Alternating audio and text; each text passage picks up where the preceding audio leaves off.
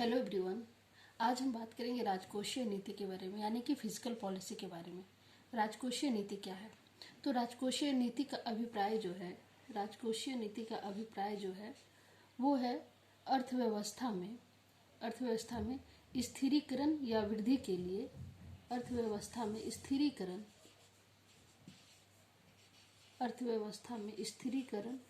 या वृद्धि के लिए,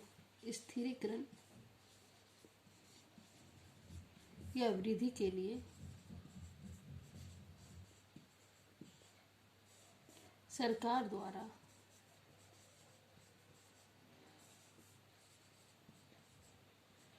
द्वारा कराधान और सार्वजनिक व्यय का प्रयोग, कराधान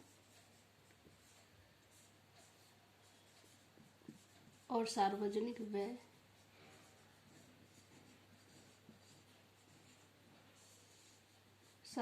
व्यय का प्रयोग है।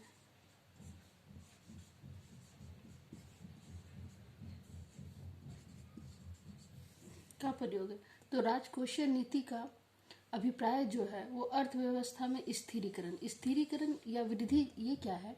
ये जो जैसे कीमतों में जो उतार चढ़ाव होते हैं उसकी स्थिरीकरण या वृद्धि के लिए सरकार जो है वो कराधान और सार्वजनिक व्यय का जो है वो प्रयोग करती है।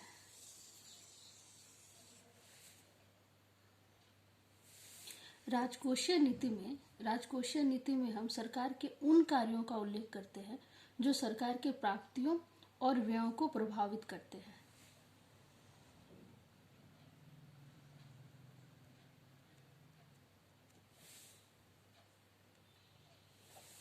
राजकोषीय नीति में हम सरकार के उन कार्यों का उल्लेख करते हैं जो सरकार की प्राप्तियों और व्ययों को प्रभावित करते हैं। ठीक है, जिन्हें हम सामान्य रूप से सरकार की शुद्ध प्राप्तियां,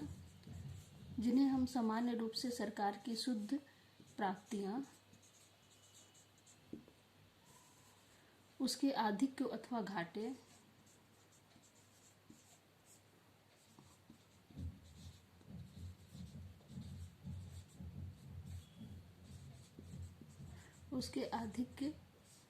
घाटे, द्वारा मापित मान लेते हैं।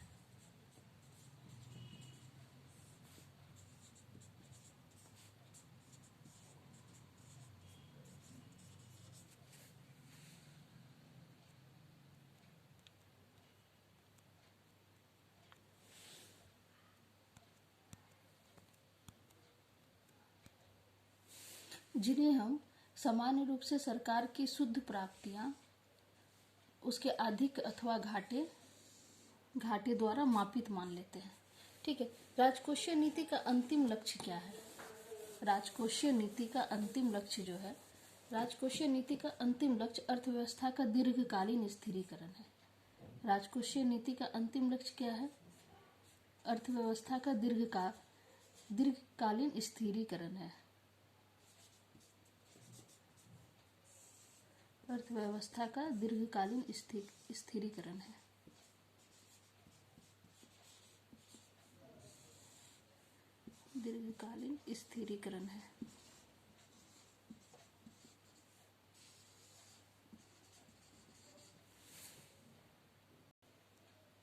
अब हम देखते हैं राजकोषीय नीति के उद्देश्य क्या है।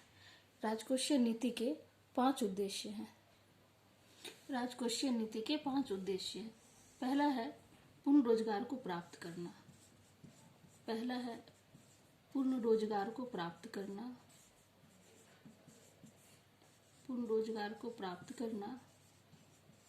और उसे कायम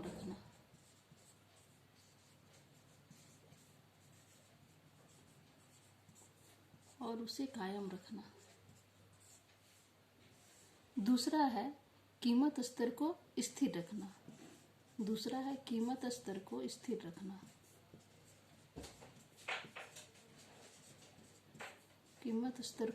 रखना। तीसरा है अर्थव्यवस्था की वृद्धि दर को स्थिर रखना। अर्थव्यवस्था की वृद्धि दर को स्थिर रखना।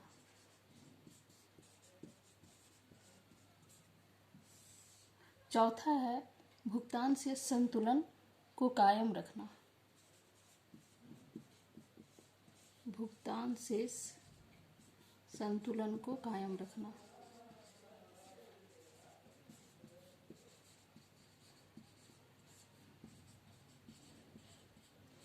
और पांचवा जो सबसे इम्पोर्टेंट है वो है अल्प विकसित देशों में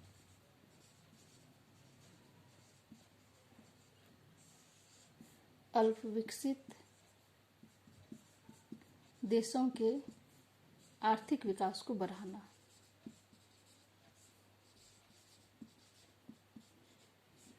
आर्थिक विकास को बढ़ाना। ये पांचों जो है ये राजकोषीय नीति के प्रमुख उद्देश्य हैं। राजकोषीय नीति जो है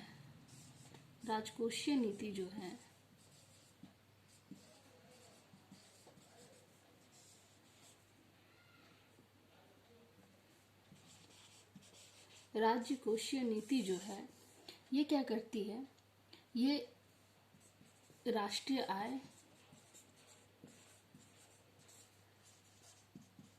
आय, रोजगार, उत्पादन तथा कीमतों को प्रभावित करती है।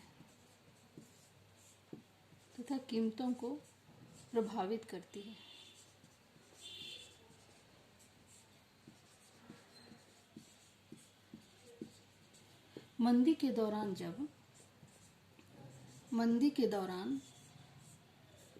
दौरान जब सार्वजनिक व्यय में वृद्धि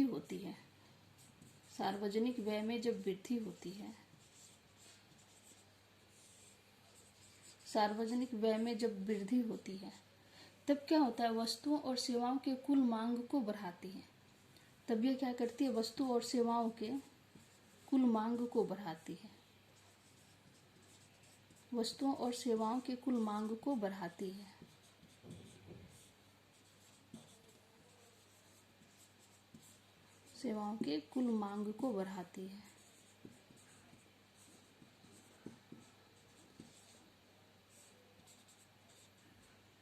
और क्या करती है, और गुणक प्रक्रिया मार्ग से आय में वृद्धि करती है। गुणक प्रक्रिया मार्ग से आय में वृद्धि करती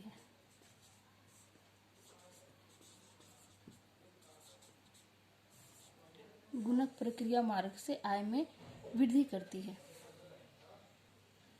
जबकि जो है ये करों में कमी कर देती है, ठीक है, जिससे लोगों के प्रायोज्य आय बढ़ती है, जिसके परिणाम स्वरूप क्या होता है, लोग जो है वो उपभोग और निवेश उनके बढ़ जाते हैं।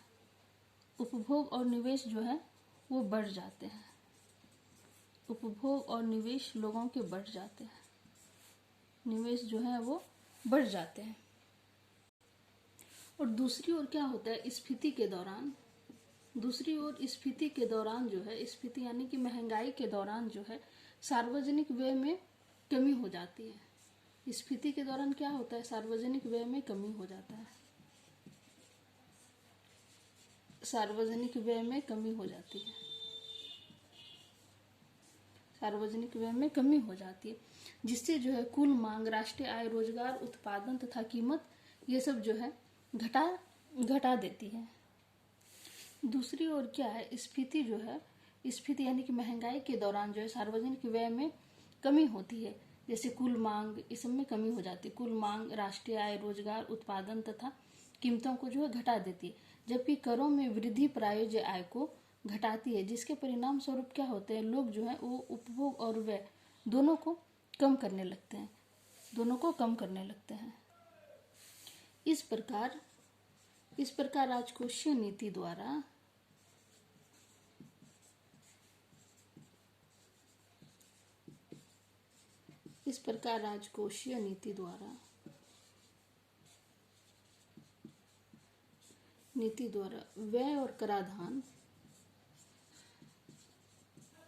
व्यय और कराधान जो है व्यय और कराधान के माध्यम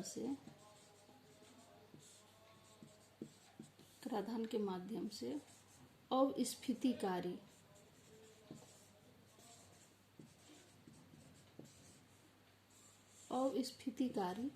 तथा स्फीतिकारी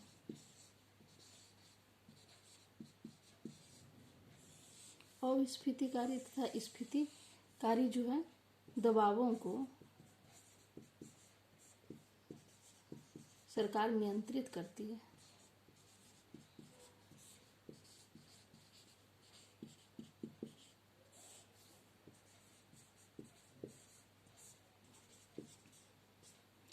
अब हम राजकोषीय नीति के विभिन्न साधनों की चर्चा करेंगे। राजकोषीय नीति के जो है विभिन्न साधन हैं। राजकोषीय नीति के विभिन्न साधन हैं। बजट नीति, दूसरा है क्षतिपूरक राजकोषीय नीति,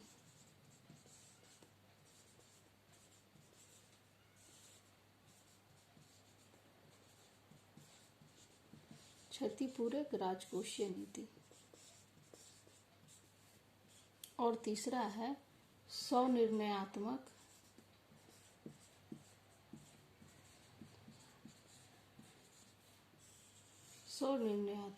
राजकोषीय नीति।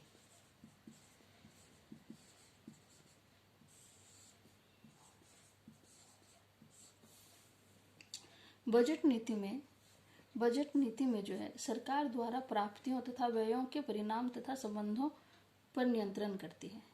सरकार की प्राप्तियों तथा व्ययों बजट नीति में सरकार की प्राप्तियों तथा व्ययों पर नियंत्रण करती है। इसमें जो है बजट घाटा,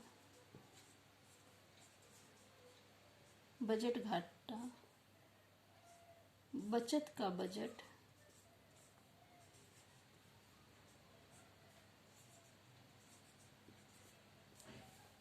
तथा संतुलित